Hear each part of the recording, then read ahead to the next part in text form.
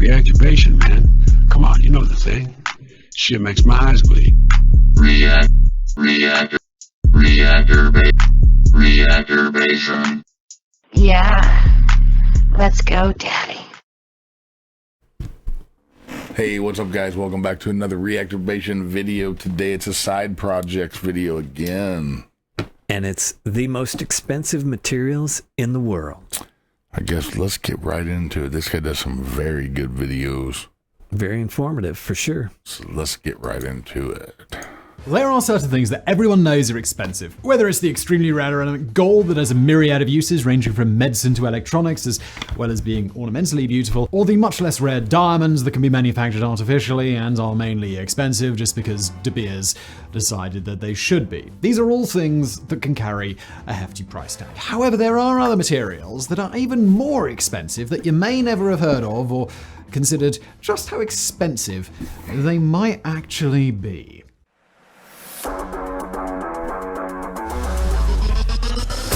Make sure you get over and check out this guy's videos. He puts out some crazy shit.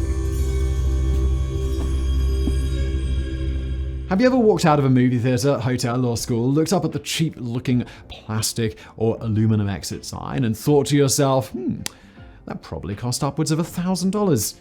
Of course not. While some of these signs may use LEDs to light up, the disadvantages of such a design is that it requires a source of power in order to work. While those LED signs are much cheaper, if the power goes out, so does your sign, rendering them largely pointless. Even if they have backup batteries, there's no knowing for sure how long they will last in the event of a power outage or how often they need to be replaced.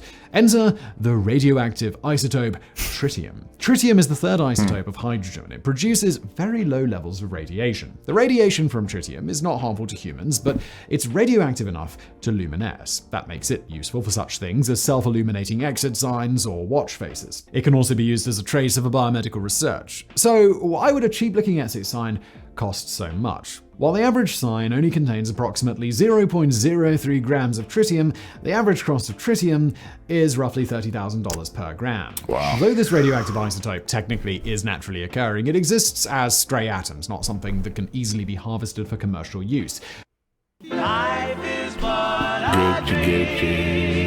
Gucci. We're gonna pick it up right back. As soon as it clips in, act like it never even happened. I'll edit this out.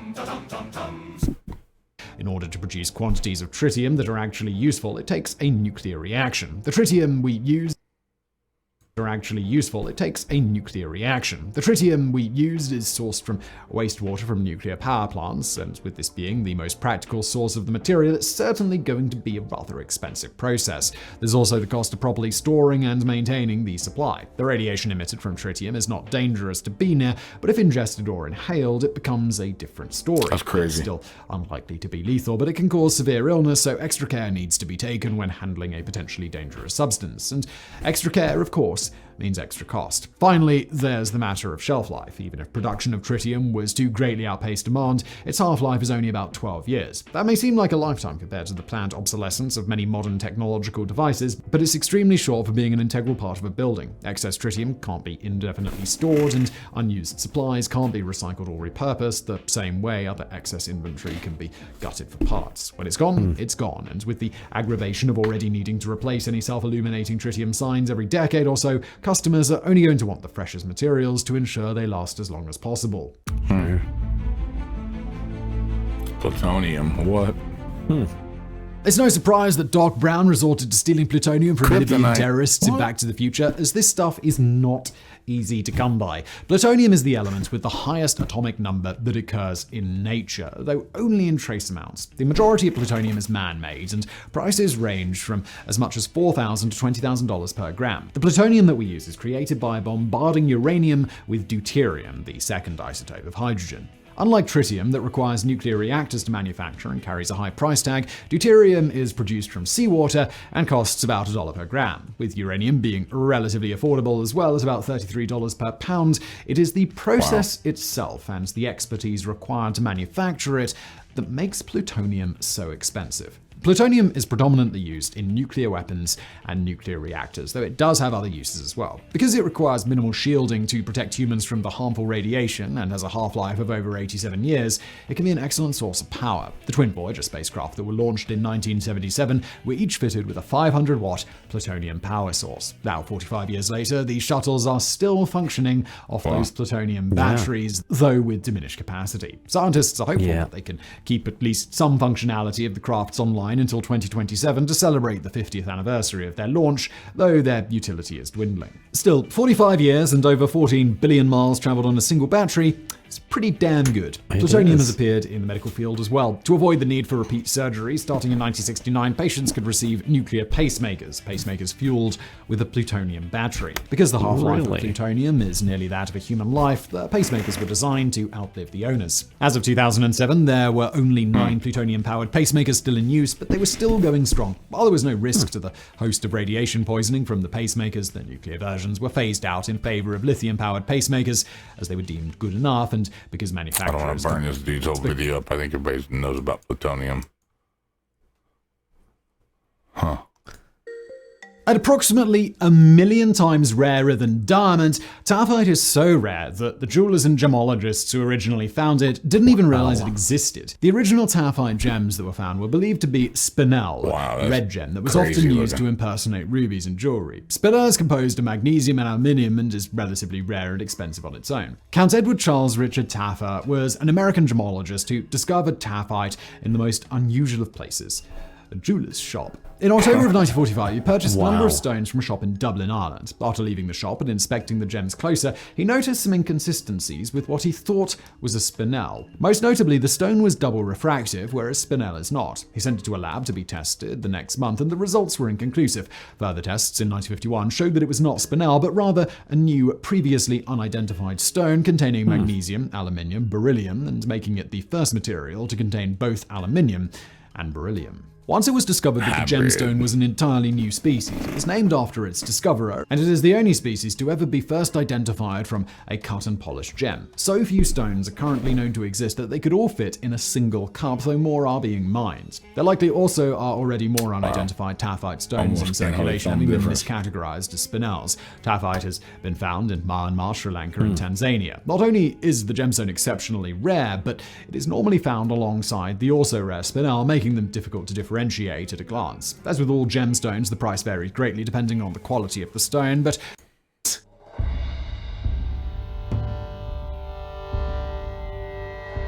spinal muscular atrophy, SMA, is a rare genetic disorder. It results in difficulty walking, swallowing, and breathing. When left untreated, SMA is the most common genetic cause of death among infants. For those with the most severe type, SMA1, the mortality rate is 95% by only 18 months old. SMA doesn't have such a high mortality rate, but it is extremely deadly, with most deaths resulting from respiratory problems. Now, any parent will tell you that you can't put a price on a child's life, but Swiss pharmaceutical company Novartis disagrees. That price is just over $2.1 million per dose of Zolgensma. The good news is that one dose is all it takes. Zolgensma is not a treatment for SMA, it's a cure. The bad news is that because the alternative treatment is near certain death, Novartis really has people over a bit of a barrel on this one. Zolgensma is an intravenous gene therapy medication that replaces the damaged genes that cause SMA, and think short of a modern miracle that such a thing is even possible. Parents don't need to wait for the disease to begin to manifest itself either. Genetic testing can be done to see if a child will develop SMA, and the treatment can be provided before the child starts to suffer from the disease. That's not to say the medication is not without its side effects, but when the side effect of not taking the medication is, well, death, some vomiting and temporarily reduced platelet counts don't seem that bad by comparison. With its $2.1 million price tag, though, Zolgensma is the most expensive drug in the world. The dose varies depending on the size of the child and to whom it's administered to, so unfortunately there's no exact price per gram to compare it with the other materials on this list. Depending on the weight of the child, the dose could be anywhere from 20,000 per gram to nearly 130,000 per gram. It will certainly be on the higher end of that scale, as Oh, wow. It may sound like pure science fiction, but antimatter is a very real thing, at least temporarily. Matter is made up of positively charged protons and negatively charged electrons. Antimatter is essentially the same thing, but the charge and spin of the particles are reversed, so antimatter consists of antiprotons and positrons. Obviously, there's a lot more to it than that, but that's the short explanation that we can understand. Antimatter is created in nature in very small amounts. Anything from cosmic rays to the potassium in bananas can occasionally result in antimatter, with the banana spitting out one positron every 75 minutes. Since the human body also contains potassium, you're also occasionally creating antimatter. The more you know. The reason antimatter is so expensive is because of what happens when it comes into contact with matter.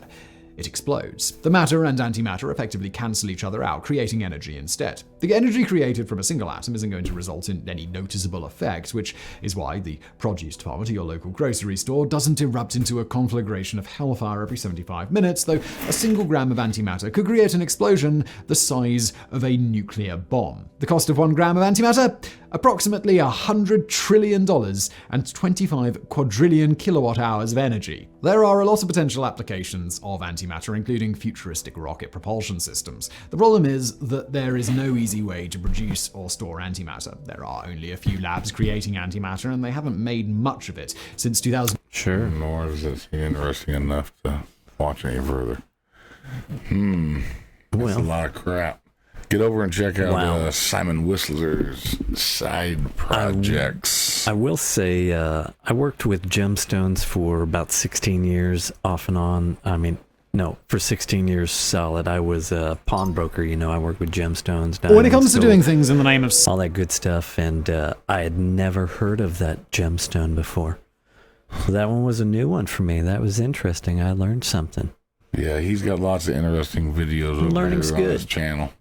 We like to check out any of his new stuff, but he's got so many different subjects. He doesn't specialize in one thing that he does. Yeah, he's kind of all over the place. Side projects is definitely what he does. That's for sure. Yeah, well, he's got a couple other channels. What is Future Unity he's on, and then there's another one too. So that one there, that was obviously much more informative than I allowed, but I don't want to burn this guy's video up either. He puts a lot of work into these videos.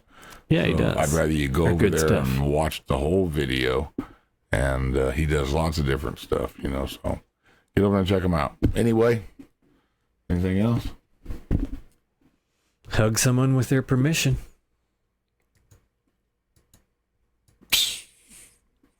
All right, guys, till next time. Peace.